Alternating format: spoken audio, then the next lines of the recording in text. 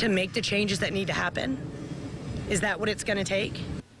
Neighbors say it was just a matter of time. A Clearwater mother run over in her own driveway by a speeding driver who lost control. She made it out alive, but police are still on the lookout for the driver who jumped out of his car and ran the rest of the street, too. They say they've had enough, so they turned to 8 on Your Side for help. Victoria Price here now to tell us what you found in regards to all of this. And this right here is what the neighbors say is the problem on their street. It's the speed bumps. They have them, but they're very worn down. They're flattened to the point where they just really don't slow drivers down. It's something they've been asking the city for years now to fix.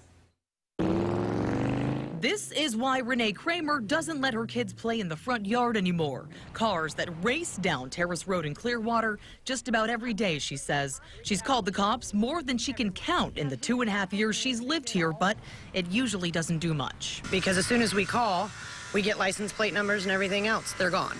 They've had their fair share of torn up lawns and mailboxes taken out.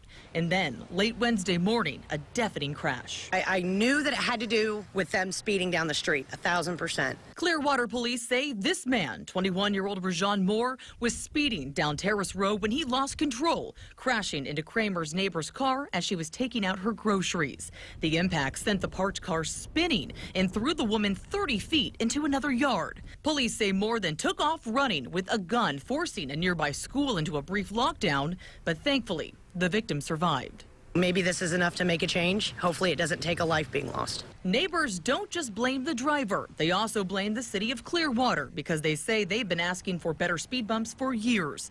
Unlike the surrounding streets, the bumps on Terrace Road are too flat to do much. And this is why they choose this street to speed down, because they can.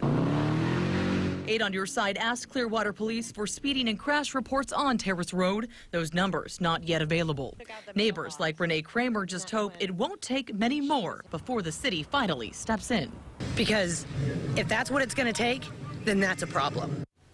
Now, believe it or not, just a few hours after we went to Terrace Road to see for ourselves, we started asking the city of Clearwater about the speed bump issue, and neighbors called me to say that city workers, they were out just a couple of hours later to inspect those speed bumps. So it is very possible that we might have a good update to report very soon. No, except for that one guy who decided to rev it up on you as you were...